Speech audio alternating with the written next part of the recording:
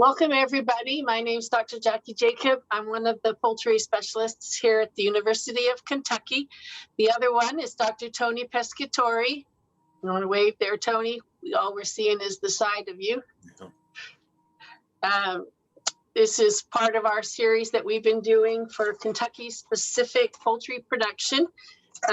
Today's webinar is looking at raising chicken for meat production, for either for sale or home consumption.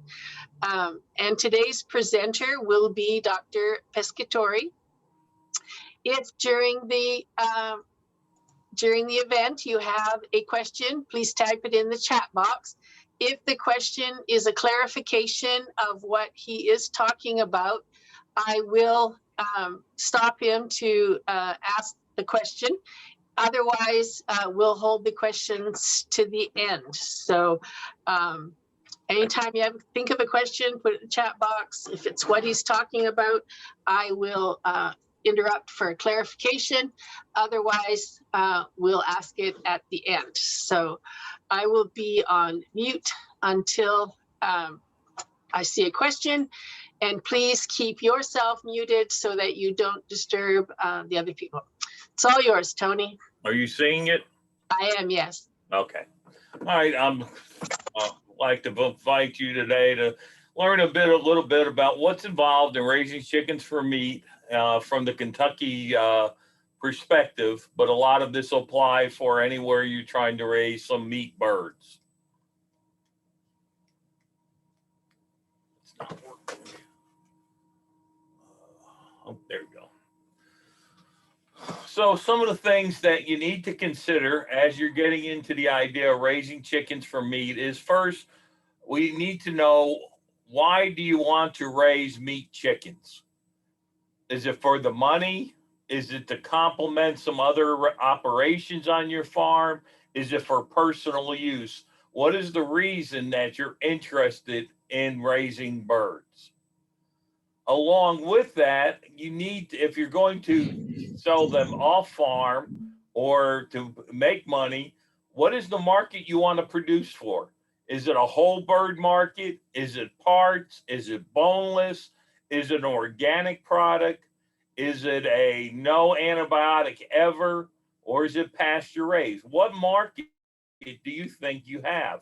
And you have to understand that market so that you can build the product to meet that market. The next question you have to ask yourself, once you understand the market, is how many birds are you going to produce to meet that market? What is the size of that market, and how many birds do you want to produce? And when do you want to produce them? A lot of times people don't understand that once you get into a market, you may have to have year-long production or a extended period of time production. So when do they need to be done, and how many birds are you going to use? The next thing that you have to understand, that is, we're going to have this market and we're going to produce birds, you got to understand that these birds need to be processed in a facility that allows them to be sold to the public. So where are you going to have your birds processed? Is it going to be a USDA inspected facility? Is it going to be a state inspected facility? Is it going to be the mobile processing unit? And not only do you have to understand that you got to have a place to process, you have to understand that there's lots of people using these facilities. So the availability of processing space and a reliable place to process becomes very important. So we have to depend on making sure that not only is it a type of processing plant you want, whether it's USDA or state inspected, but you also have to make sure they have room for you and that they're reliable.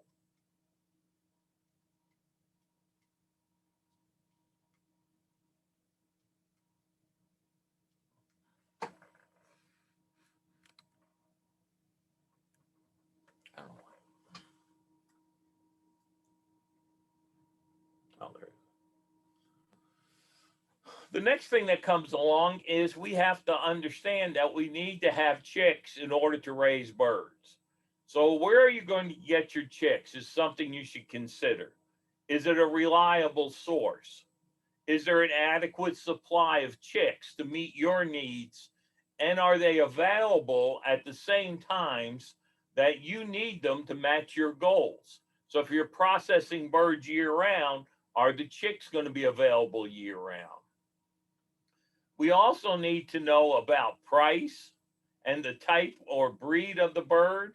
And we'd like to see them come from a National Poultry Improvement Plan approved hatchery.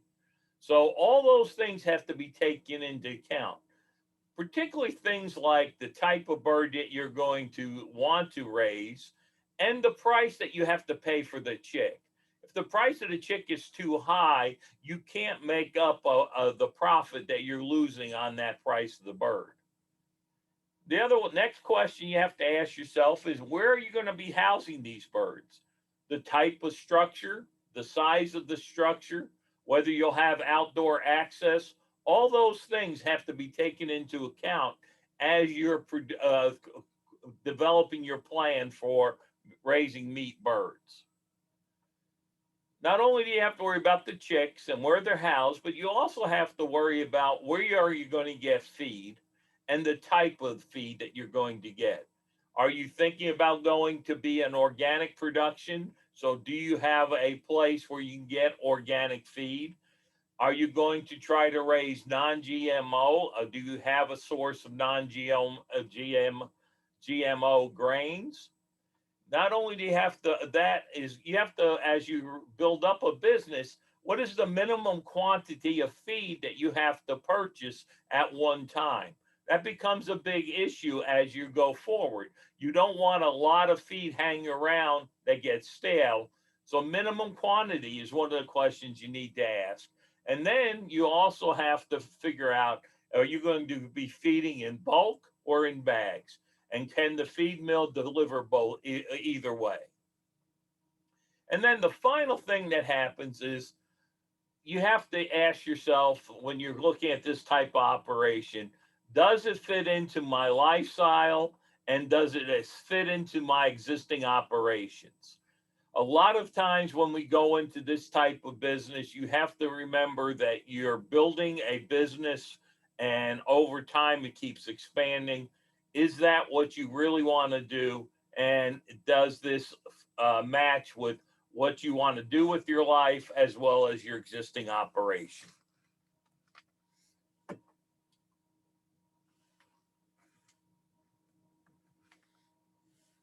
So once we get all that, the things that we have to consider as we move forward, the first one is we need to know the cost. What's your cost going to be? Know the price that you can really get for your product. A lot of times people look at a market and they see the highest price that's in there and they think all the product's going to be there. You need to know your cost. And one of those costs is the cost of capital. If you're going to raise meat birds, you have to remember with certain breeds, it may take 8 to 10 weeks to get to process the birds.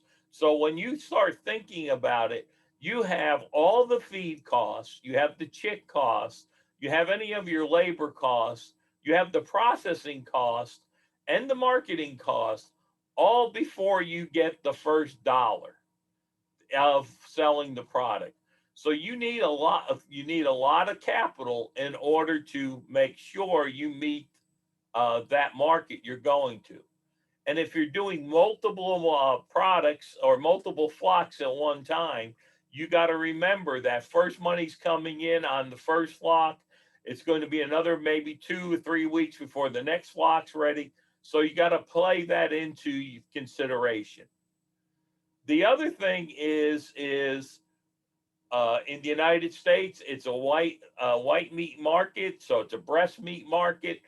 But you got to remember that you need to market all of the products you produce in order to be profitable.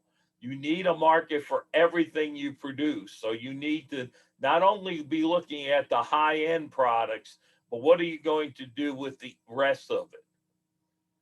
Another thing that has to be done is to know what regulations cover your type of operations.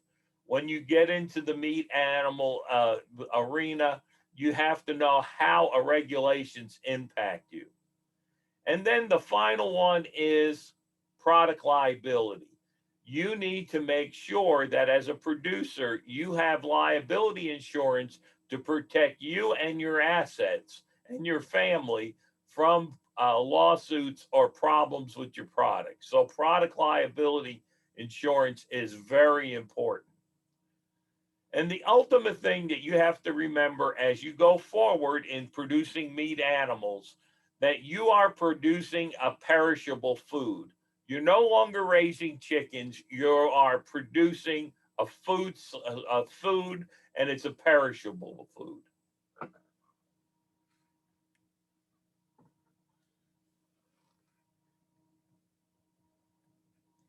So let's talk about a little bit about the regulations involved as we go forward.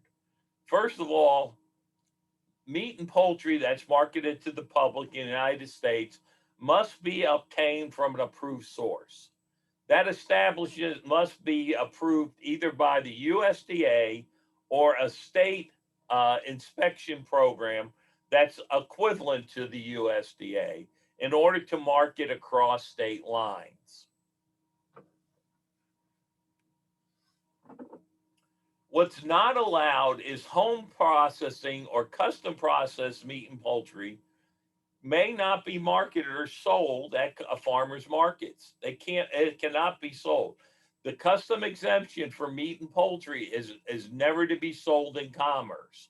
You can sell a live animal to someone and they can process it, but you cannot sell custom processed meat. The exemption does not allow that. If it's a USDA inspected product, the products that are inspected by the United States Department of Agriculture will bear a inspection symbol, and that indicates that the birds have been inspected for wholesomeness. And what that means is that they are going to be inspected for wholesomeness. So they're going to look for types of diseases. They're going to make sure the animal was humanely treated and that it was they'll do a post, a pre processing inspection along the way. It also says that it has to have that inspection sign. It has to make sure that it's properly packaged, and it must be properly refrigerated.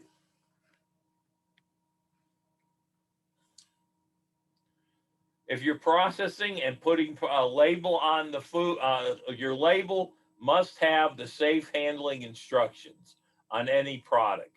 So they must carry the handling information and a use by date.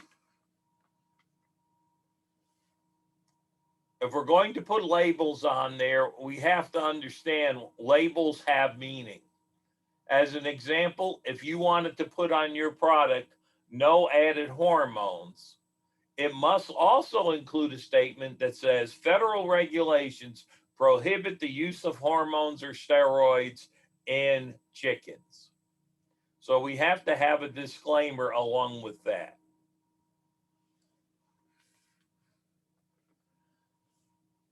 Also, as we use certain terms, we have to understand what that means.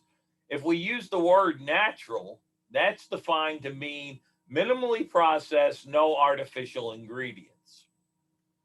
Anytime you make a claim regarding production or nutrition, it must be supported by records and data. So on this particular product, it has things that says that they were fed an all vegetarian diet. It also says that it's 99% fat free, no added salt. All those things have to be verified by data, and records must be maintained. You cannot make a claim of anything in regards to production or nutrition without the records and the data to support it. And anytime we sell a perishable product, whether it's vegetables or it's meat, we have to have a recall plan in place. So if you're going to sell meat, you need to have a recall plan in place, and you have to make sure that you're maintaining records of purchases and sales of your product.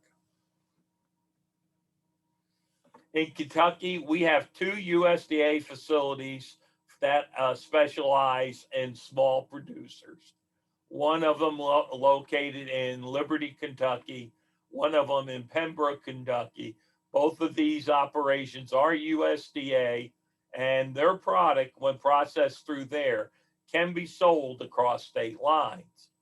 Unfortunately, they're in they're small size facilities, so they have a limited capacity. So we have a shortage in our state of USDA inspected facilities. Another processing opportunity is with the Mobile Processing University unit, which is located at Kentucky State University, which is a small exempt poultry processing facility that operates under the state food safety branch. The poultry is processed in this state inspected facility. They do not receive the USDA inspection, but they do receive their state inspection. So they can be sold anywhere in the state. It's important to understand that this is state inspected. It can only be sold in Kentucky, and it cannot be sold across state lines.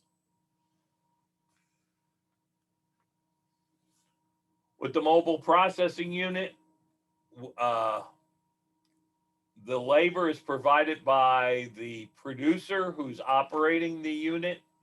It also requires an approved docking station, and the operator must take a course the course offered by Kentucky University of Kentucky Department of Agriculture and Kentucky State University course, and they must pass a test in order to be certified to use that facility.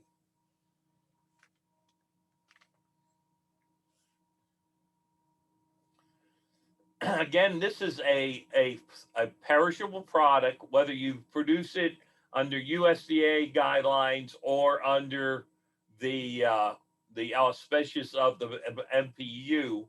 It's a perishable product.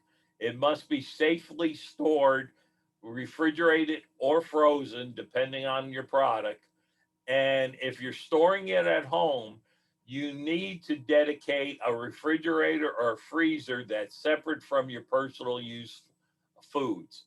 Not only that, that freezer or that refrigerator has to have a thermometer in there, and you have to have a record of temperatures that you have taken of that in that refrigerator or freezer.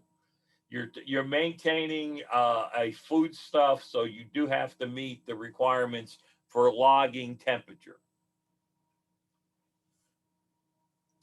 So if it's frozen, it has to be under 0 degrees Fahrenheit. If it's frozen, it has to be 40 degrees Fahrenheit or colder. It must be transported in the same temperature to market. So even though you're sitting there and it can't be out of those temperature ranges. So if it's frozen, you got to be very cold. If it's refrigerated, it has to be below 40 degrees, and it can be done in an ice chest or a cooler. All units holding free frozen or refrigerated product should contain it has to contain a calibrated thermometer, and you must monitor and record temperatures. This can be done with just simple freezers or coolers, depending on what you're doing. Make sure you have a good quality ice chest if you're doing it this way, and make sure that they are maintained at safe temperature. Remember that anything that comes into contact with your foods, whether you're processing or not, must be washable. You must be able to clean it and disinfect it. So coolers that you're using to transport perishable product like meat must be uh, washable and disinfect and be able to be disinfected. So styrofoam coolers do not meet that requirement.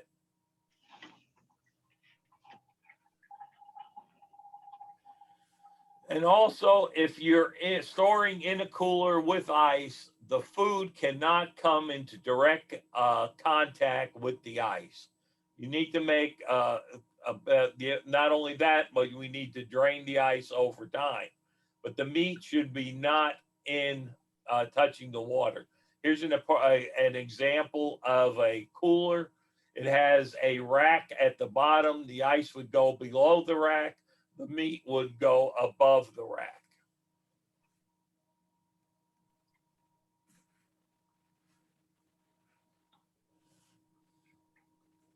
All right.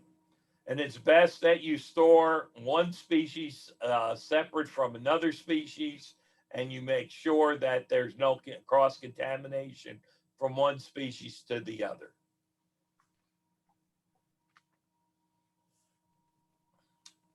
And as you move forward, you have to understand where you have it processed will depend on what saleable products you have. Whether it's in a USDA plant, you're going to be able to produce that the whole carcass. You can do cut ups. You can harvest the gizzard, the heart, the liver, and the feet as saleable products. In the mobile processing unit, you can do cut up, you can harvest the heart and the liver, but not the gizzard, and you cannot harvest the feet. So though you need to understand where you're having your birds processed, whether or not they allow you to get all your saleable parts. The other thing is, at many of the custom places or USDA places, there will be a separate fee for harvesting in the giblets of the heart, gizzard, and liver, and there may even be a separate fee for harvesting the feet.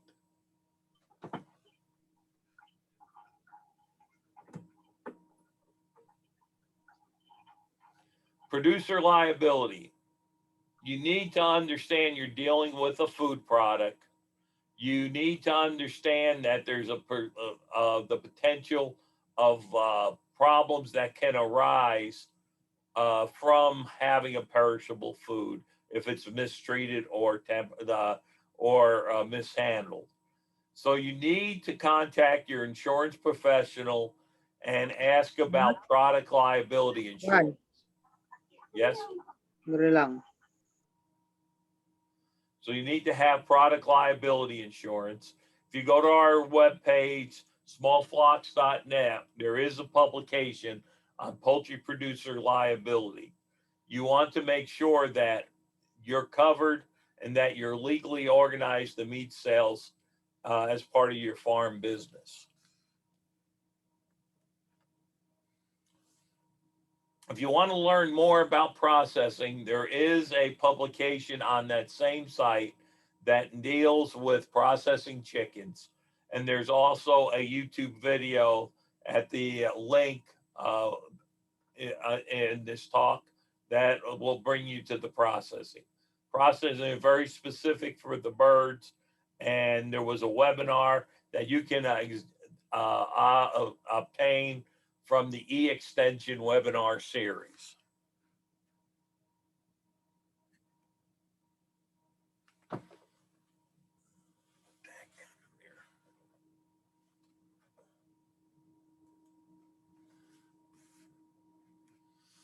All right, so now we're thinking about doing this. We understand all the things that are involved to do it legally and to do it safe. What we need to do now is understand what kind of bird are we going to produce. Are we going to produce a traditional bird, a broiler that's a Cornish cross, where you have the male of the Cornish and the female of the Plymouth Rock? And that's the traditional bird that's raised for a broiler. The best characteristics of is it has a fast growth rate, and it has good feed conversion, and it has good meat yield. That's the traditional broiler. Typically, you can see a feed conversion of anywhere lower from 2 points of feed conversion down. So a Cornish hen, which would be under 2.5 pounds, would have a feed conversion about 1.3. A broiler at 42 days may reach the weight of 6 pounds or more and have a feed conversion of 1.7 pounds. So you have the typical conversions, feed efficiency. The benefit is you have a short turnaround on getting the birds to market size, and you have but you also have better feed efficiency, so you have less feed involved in it. So it's a faster growth rate. It's ready in 6 to 8 weeks. It's got good feed efficiency and lots of breast meat. You can use a slower growing bird like a dual purpose bird or a heritage breed like the Plymouth Rock or the New Hampshire or that type of bird. It's a slower growing rate. It may be ready in 16 weeks or more. They have poor feed efficiency, less breast meat, but it has more flavorful meat because it's an older bird, and it hasn't been genetically selected like the Cornish crosses.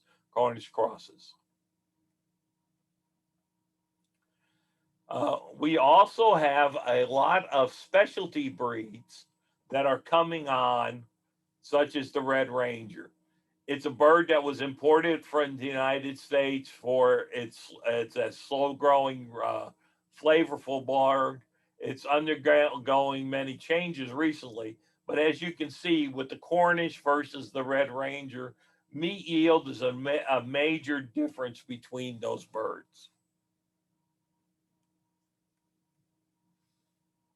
We also have other companies that are specializing in different types of red or color feathered slow growing broilers. These include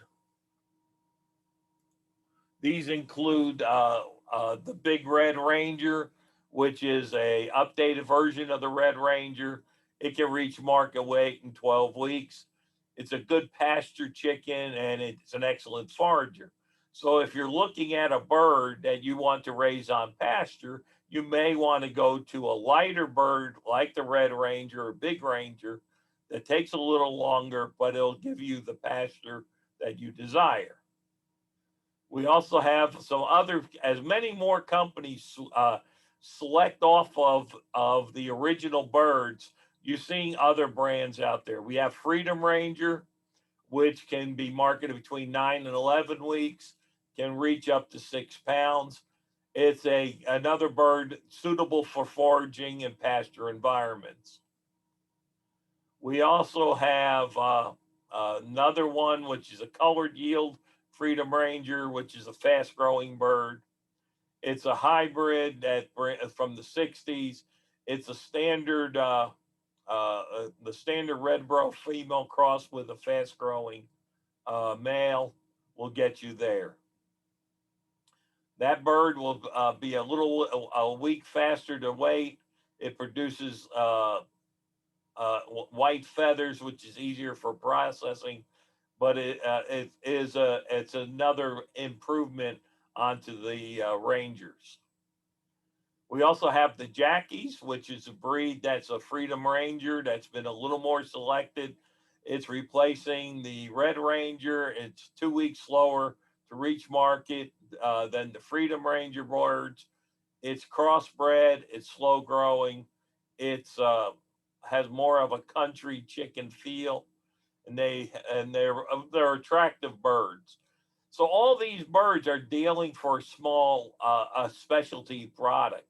So you have to remember that, especially as you plan out your production, that you have the most efficient bird and the highest yielding meat bird with the Cornish crosses, but there are other birds on the market that you may want to use if the market dictates it. Speaking of that, there's a lot of specialty birds now coming on, or examples of them that such as if you have heritage birds, such as the black Australorp, the Rhode Island red, the Delawares. And here's an example of a Cornish cross on the left, the Plymouth Rock on the right, and the difference in meat yield and the production. And then when we put the whole thing together with the Cornish cross, the Plymouth Rock, and the Red Ranger, you can see the difference in meat yield of the breast meat. So if you're trying to do breast fillets, you need to take that into consideration. If you're selling whole birds, that's a different story. But if you're looking at meat yield, you have to decide which one of those birds are you going to use. We do have some really specialty breeds, such as the American Breese chicken, which is a blue-legged chicken. It's a forager, and has more fat in the meat than traditional chickens. And because they are sold with the legs on as a way of showing that's where they came, there is a specialty market for those that that you may want to try to tap into. But before you get into a specialty market, you may want to experiment with other traditional chickens before you get specialized. Of course, these are also slow growing. They get some decent size on them, but it takes 16 weeks. Another one is the black skin chickens, such as the Silkie, which produces a black skin carcass. In some cultures or ethnic markets, this is very important and will deem a premium price. But you have to remember that the Silkies are a rather small bird and there's not a lot of meat yield. But the premium price for the black skin bird is important. So, where do we get chicks? There's lots of his hatcheries that are producing chicks for the small operation. You need to make sure they come from an NPIP hatchery in order to be imported into the state. And they must come from an avian influenza free area or an avian clean flock if it's not a clean area. So before they can enter in Kentucky. So it's very important. It's very important to pick a good hatchery in which to get your chicks.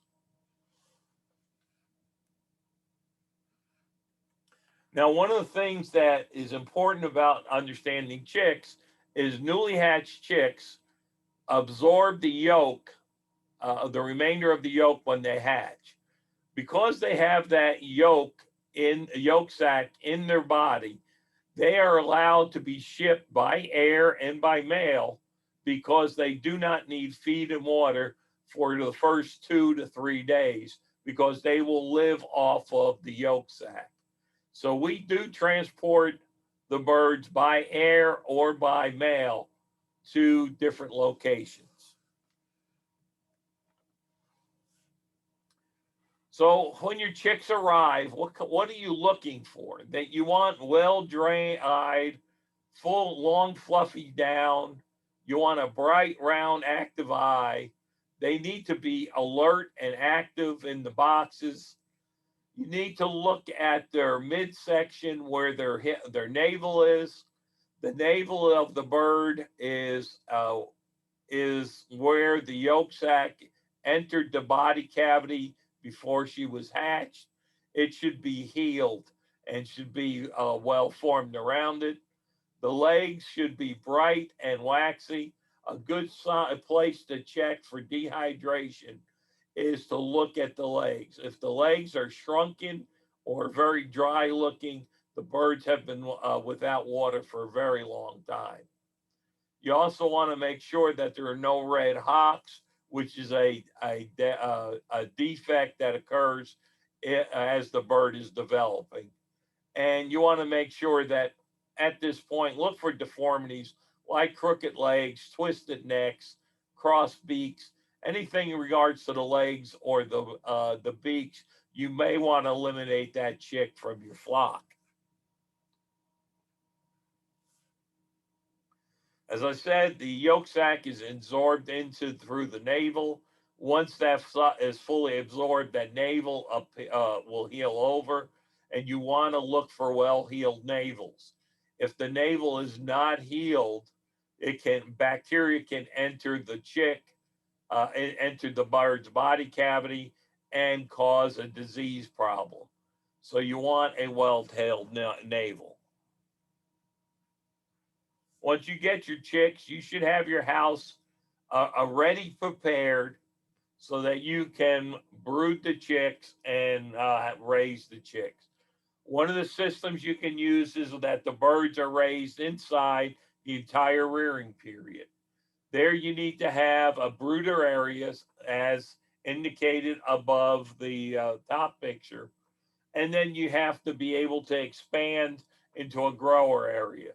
A good rule of thumb is a square foot per bird if you're raising them inside. In this particular case, you can see that the birds are on a litter system on a floor. This particular case, they have wood shavings as their litter.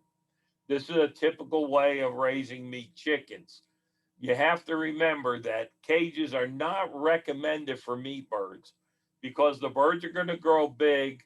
They're going to have a lot of weight, and that weight pressing down on the floor of the cage can lead to breast blisters, which is a inflammation of the breast, or it can lead to leg problems. So in most cases, cages are not recommended for meat birds.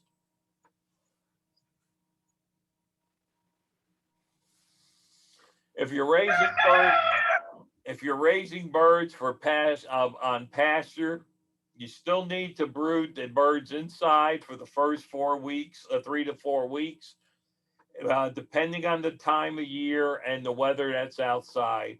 Right now, we are having very wide spreads in our temperatures at night and during the day. So, with the young birds like that, today would have been a good day for the birds to go out, where we had 60 to 70 degrees. Tomorrow we'll be in the 50s. Young birds we probably wouldn't want to put out then. So you do need to take into account weather and the age of the chicks. But all birds should be, whether raised on pasture or raised inside, should spend the first 3 to 4 weeks inside for brooding. One of the best ways to utilize a pasture and also to prevent a buildup of manure and also to break disease cycles is to use a mobile, movable system for raising the birds. In this particular picture, you see what we call the hoop barns. This is a very inexpensive structure that can be moved on a regular basis from one location to the next. And if you follow a pattern with your movements, you could fertilize an entire field or pasture. And every time you move it, you will have breaking the disease cycle. Again, if you go to our website, you can find a publication on pasture poultry. And anytime you put your birds outside, you may have predator problems. So there is a publication on predator management. These are relatively inexpensive structures. They can be moved regularly. That prevents the buildup of manure. It also, by moving regularly, breaks any enteritic diseases such as coccidiosis or enteritis. And by moving them, it breaks them, the the disease cycle. They have no bottom on there, so you just move them along and the birds come along with it. So when we're dealing with the brooding period, we're dealing with three things: heat, water, and feed. Let's first take a look at heat. When the chicks are newly hatched, they're unable to regulate their body temperatures for really the first 2 weeks of life. They can fluctuate uh, their body temperatures because of the environment. And even a 1 degree change in body temperature can cause stress on the birds. So we need to provide supplemental heat to the chicks for that first 3 to 4 week period.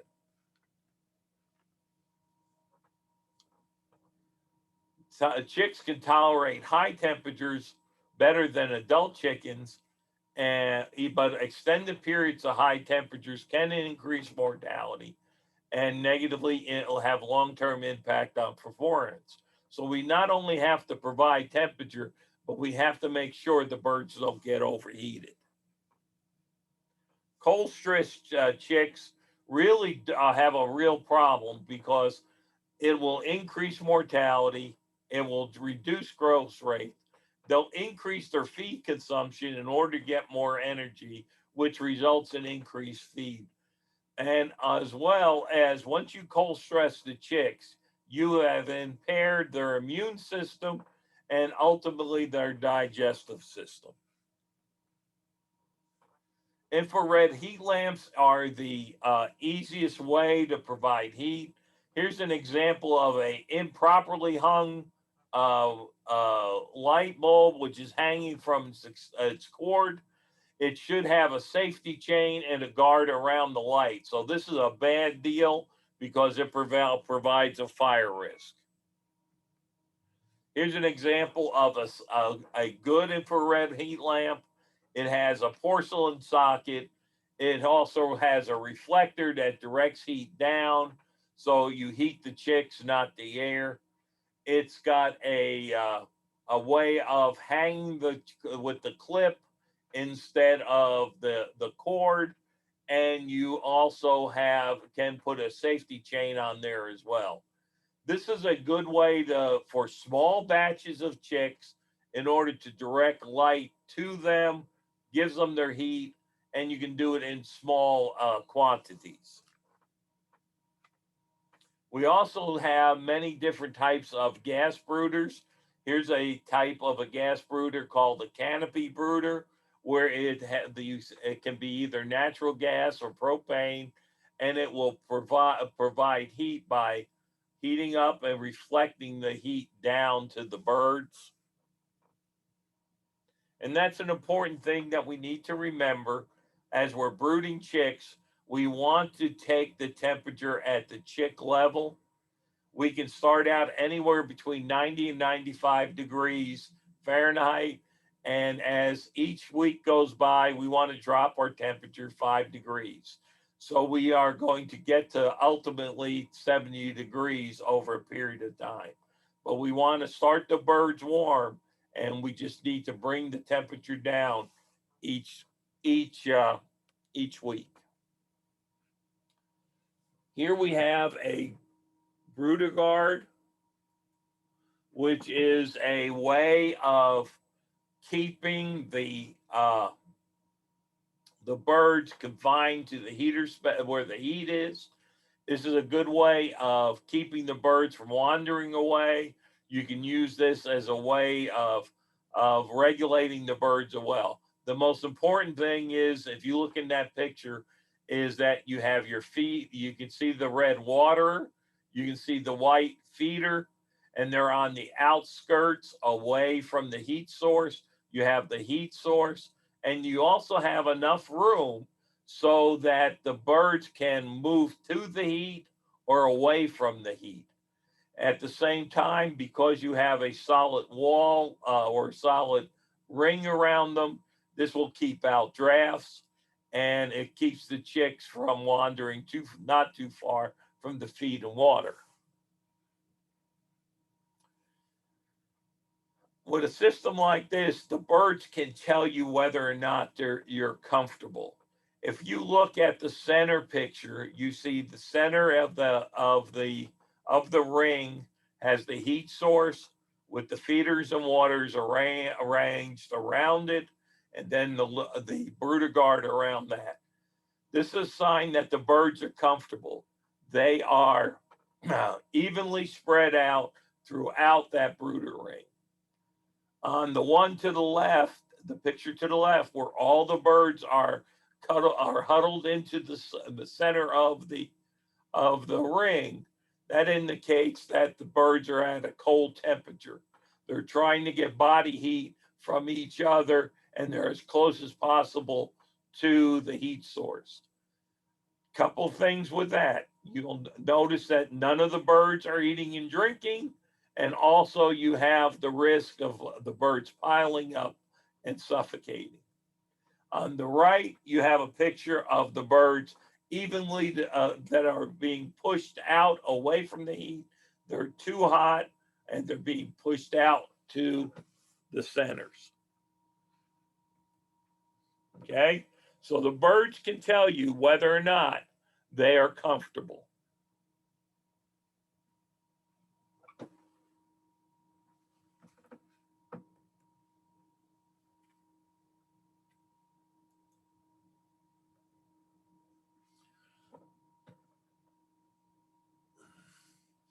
Now the next thing is water.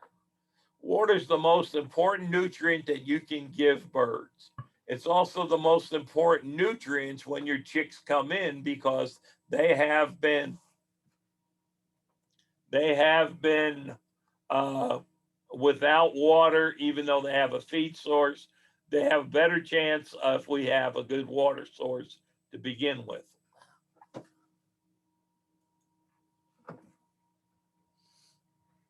There are many different types of waters on the market, and the systems can be classified as an open system or a closed system. In this particular system, you have an open system where the water is open. The birds can drink out of that open system just as very well. Or you can have a closed system like the nipple cup drinker. The nipple system is a closed system. The big advantage of them is that they don't have any dirt or mess that can go into the water. There's less spillage, and the birds can be put in a more natural drinking structure. So if they're drinking out of the cup or Lasan, you want to put the water level with the bird's back. If they're drinking from a nipple, you want the nipple to be slightly above their head. If you look at that picture of the bird drinking from the nipple, that's a more natural behavior for the birds, because they will take, when they go to drink, they have to throw their head back so water runs down their neck, because they can't sip like we do. Some things to know about water is that we don't want to give cold water to the chicks when they first come in. We want to make sure that the water's been in the house long enough that it's at a comfortable drinking temperature. And we don't, especially happens with flushing water lines. As the birds get older, obviously, and it's hot, or it's hot temperatures, we do want that cold water that we can create with flushing water. We don't want any sugar-based products to be added to the water. People may want to add some nutrients to the water. If it's sugar-based, it can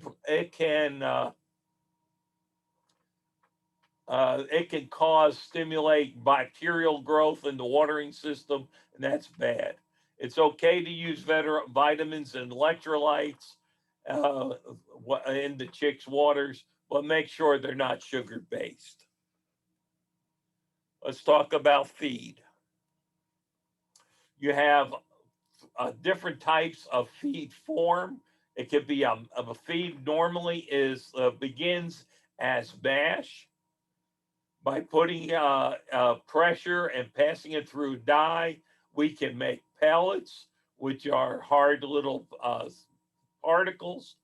Young birds can't use a pellet because of the size, so they crush the pellets and they make crumbles. The purpose of pellets is to uh, have the feed in a more more concentrated form. The birds waste less. There's a timer on this thing. The crumbles are more chick size, so that birds can eat those crumbles a lot easier than they can the pellets.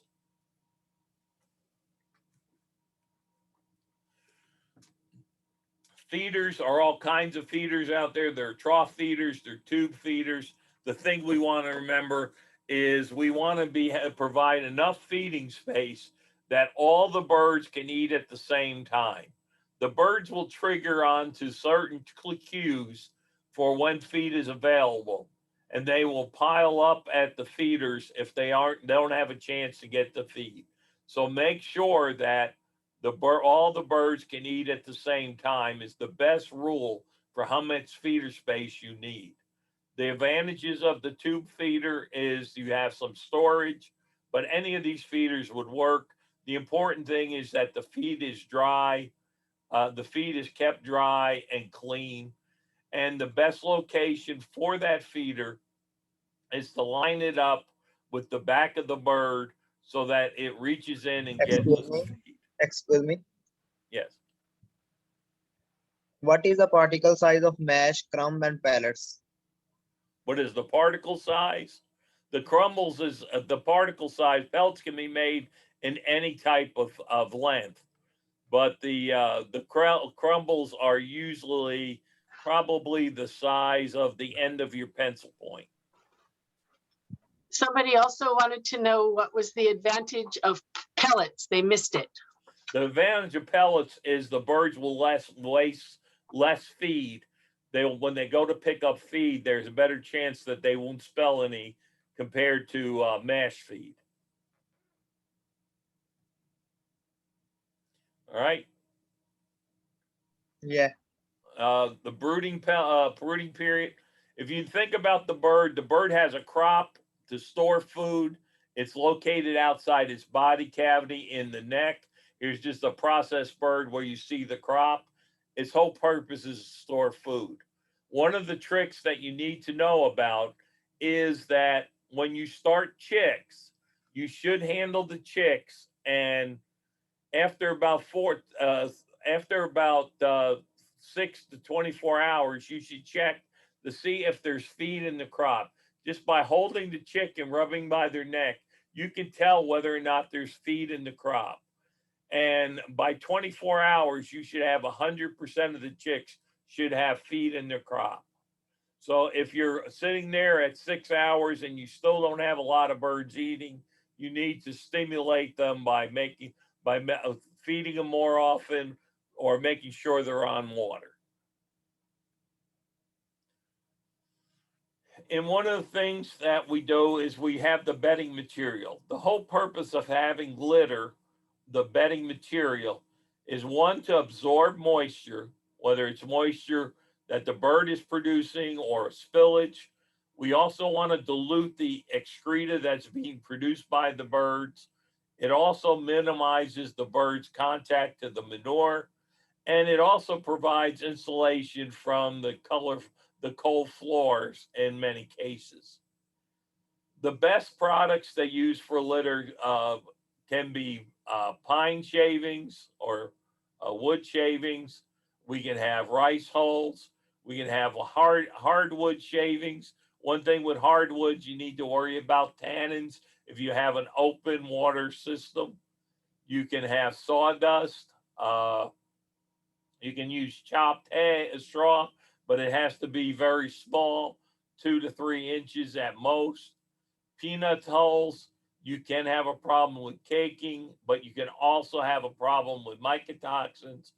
And paper is probably, a newspaper is probably fine as long as it's not glossy.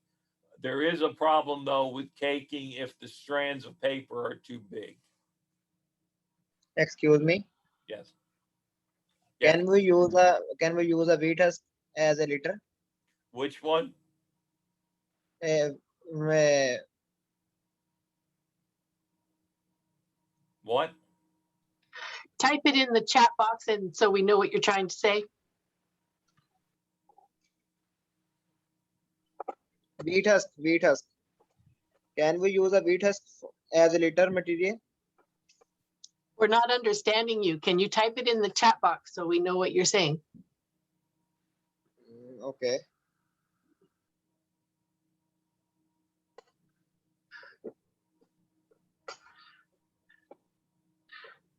Not seeing anything. All right, I'll go on, and if it shows up, it'll just stop me. Okay. Also, when we're looking at feed,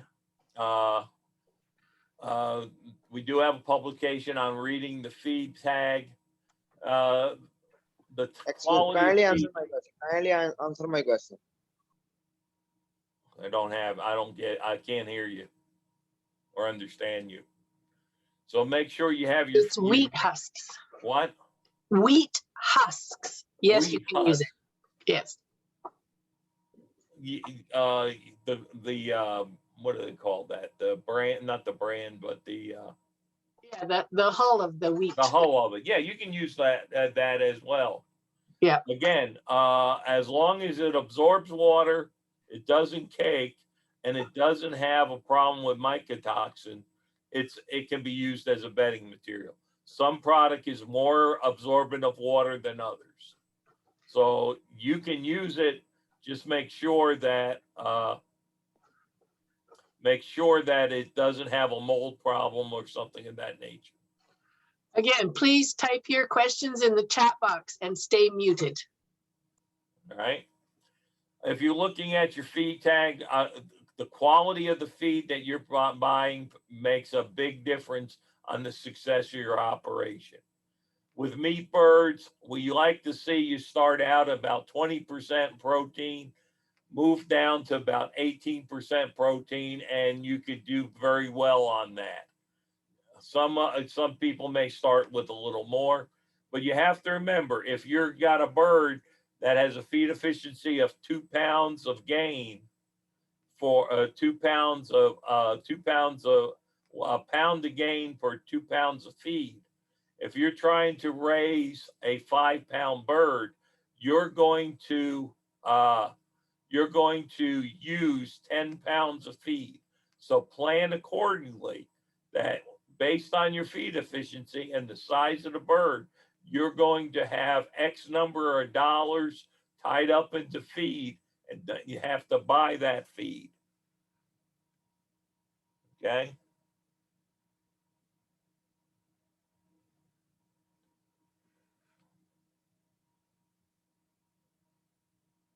All right. So if you're buying feed in 50-pound bags, you're buying feed in 50-pound bags. If you wanted to produce a 5-pound chickens and you wanted to produce 50 chickens, you got to buy somewhere between 10 and 11 bags of feed. For slower growing birds, to get to that 5-pound bird, you'll need 13 bags of feed. So plan accordingly. So understand that your chickens have a need. They're going to get to the end product. You have to invest in so many pounds of feed per bird.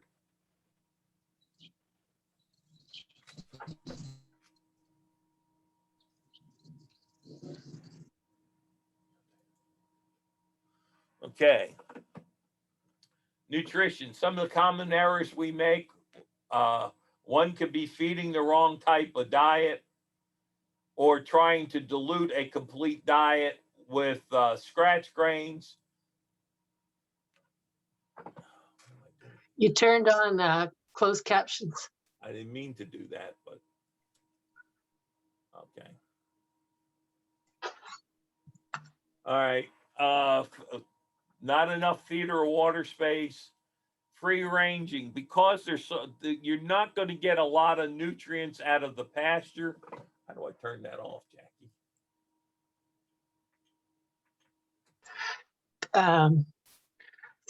Subtitle settings, maybe? Where is it? Keep going, right there. Whoops. You were in the right direction. Oh, Subtitle, more settings, maybe? there we go. All right, well. Oh, yeah. Let me finish this up. So just make sure you're not going to get a lot of nutrients out of pasture. So make sure that you don't try to compensate too much on pasture. A lot of the times what the birds are getting nutritionally is getting the insects off that pasture.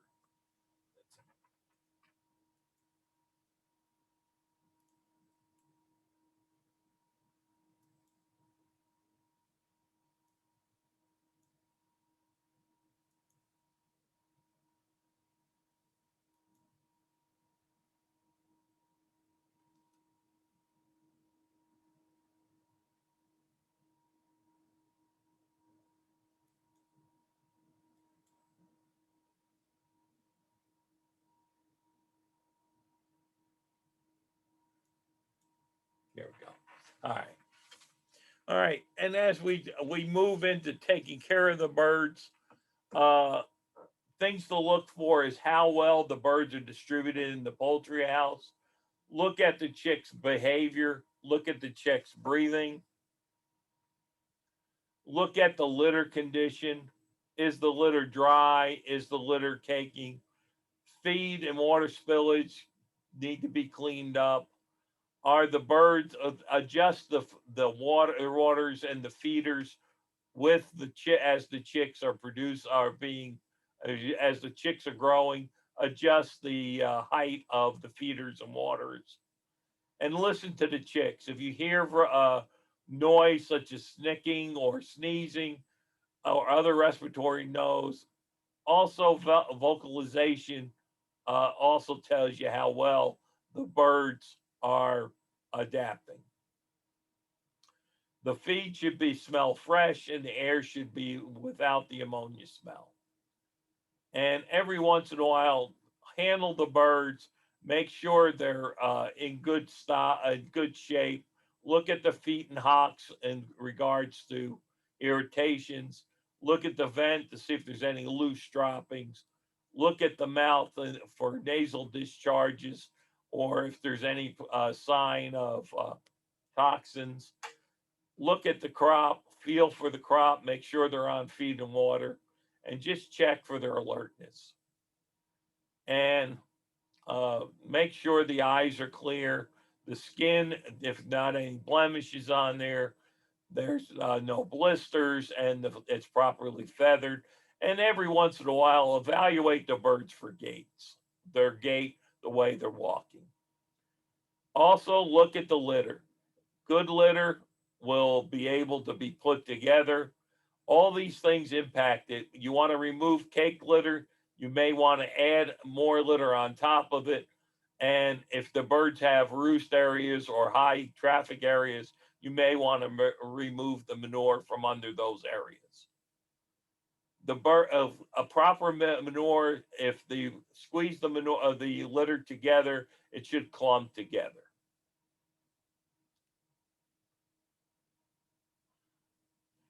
One of the important things anytime we're raising birds is to have a biosecurity plan in place.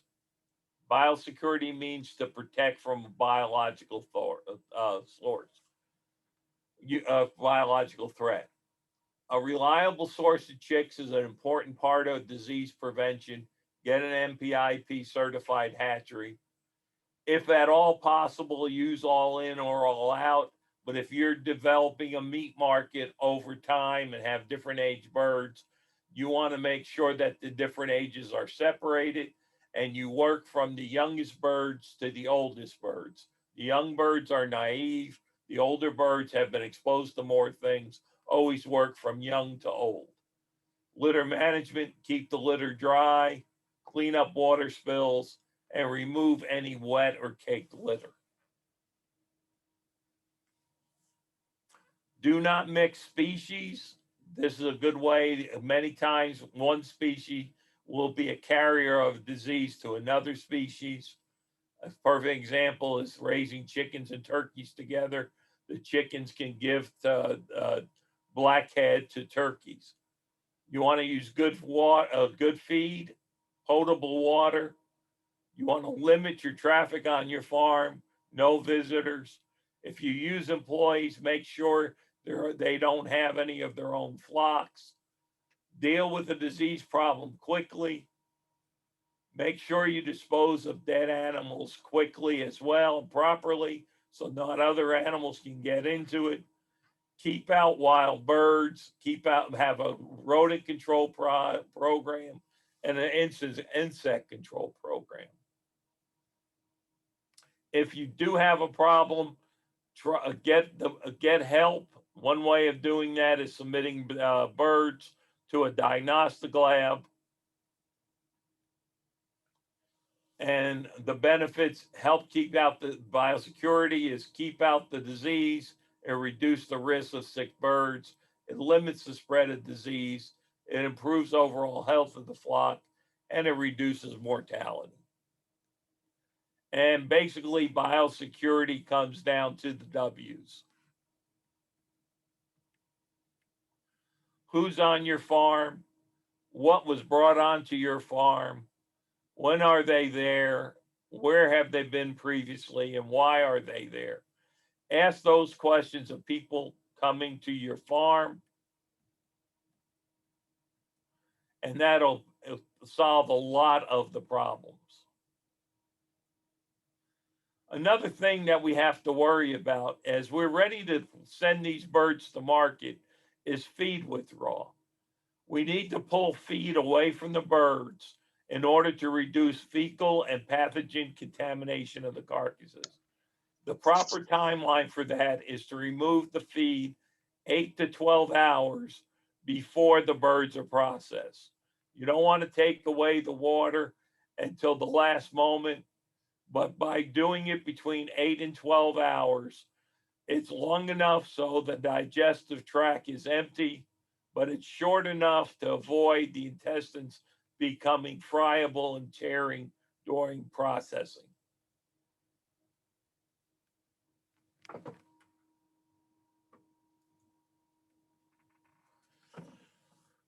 Some people will ask about vaccinations and medications. The things we recommend in regards to vaccination is at the hatchery, we recommend you get Merrick's disease vaccine if it's available. This will prevent problems later on in regards to paralysis or tumors on the carcasses. It's a viral disease that's a tumor producing disease. We also, if you're doing non-antibiotic, trying to do organic and you're doing the slower growing birds, they have a long time out on the fields. You may want to get a coccidiosis vaccination at the hatchery. You really need to be site and area specific on your vaccination program. Unless a disease is a problem on your farm or in your area, we don't recommend you try to vaccinate the birds. Again, you're producing a meat animal, so you need to only use approved drugs that are approved for those meat chickens. So make sure you read the labels before you use the drug, and also follow the label for use and the withdrawal that's required before slaughter. And you're not allowed to use off-label drugs or pharmaceutical products in meat animals. So in summary, if you're going to get into meat birds, you need to know that what your market is, so you know what type of product you're trying to develop. You need to have good birds. You need to provide them with quality feed. You need to build a relationship with your processor. You really need to know your cost and your cash flow. Money is, it's a long time between your first flock first group of chickens gets placed from the hatchery to the time you get your first check for saleable chickens. Think about product liability and insurance. Follow good management practices in regards to housing, the environment, the equipment, and a biosecurity plan. But most of all, remember that you are producing a perishable food, so you are in the food business. As a reminder, our upcoming Kentucky webinars is on the 13th. It'll be raising turkeys for meat production. And on the 20th, it'll be raising waterfowl for meat production. And you can find our resources on smallflocks.net or our Facebook page, which is facebook.com Kentucky Poultry. Okay.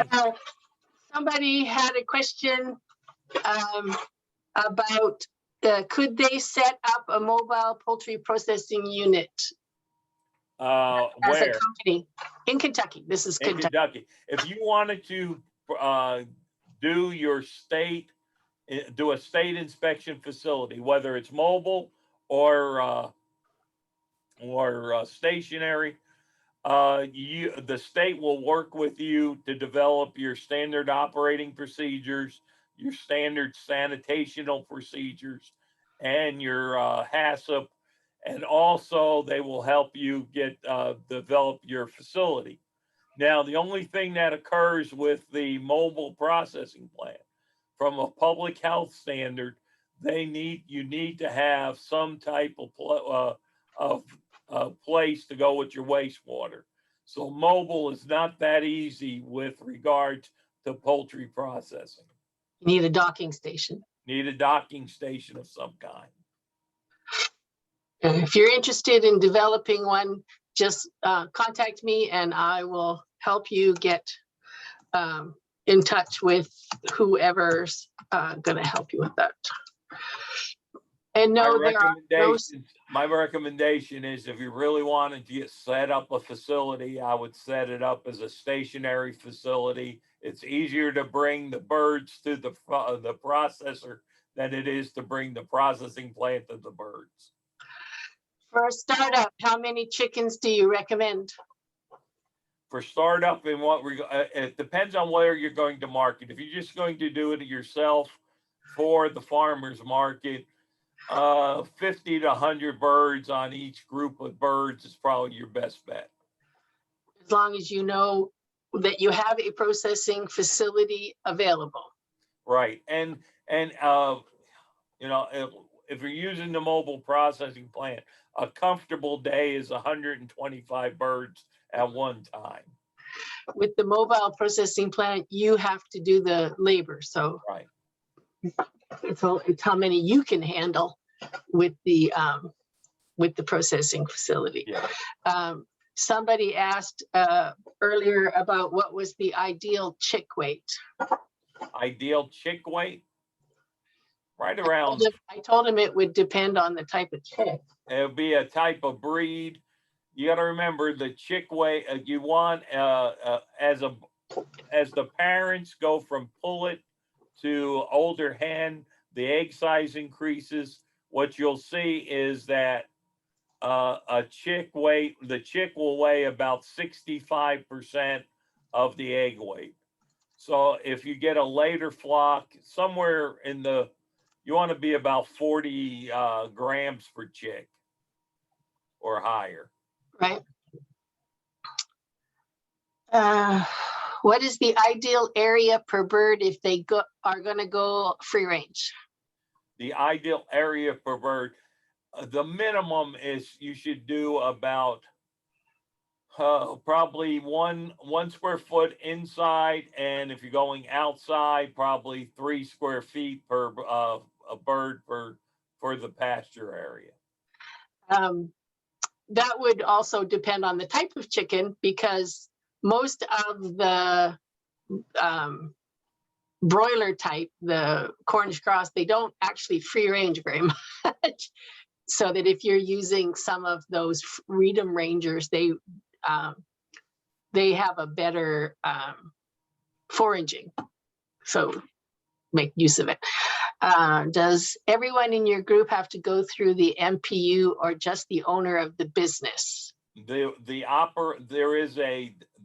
facility operator is what the term is.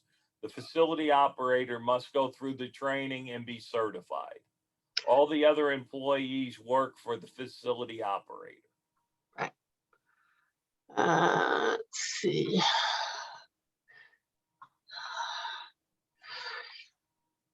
Some thank yous. Somebody I had to kick out.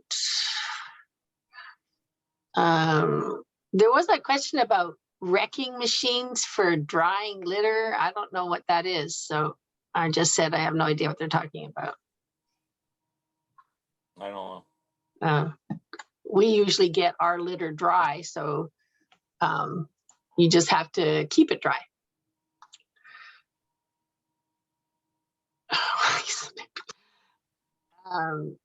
In the winter season, how can you keep litter dry? That was one of the... Ventilation is the important thing. A lot of times, if they're inside, you need to make sure the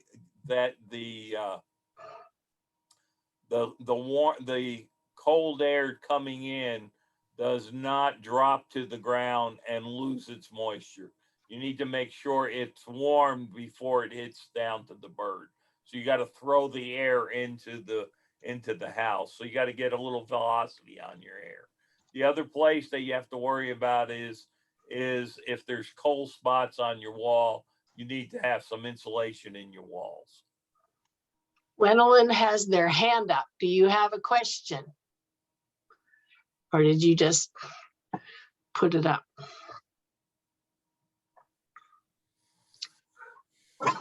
Somebody asked about certificates. No, I posted on Facebook that I am no longer giving out certificates because I'm getting swamped with it. So.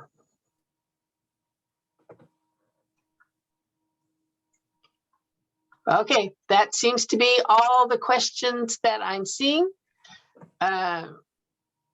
We already talked about space on free range.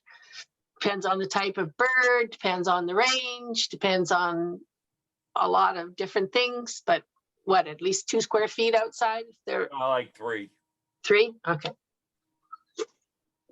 Okay, thank you, everybody. I'm going to stop the recording. Where are you? Where's my thing for? Oh, come on, stop recording. There we are. Stop recording.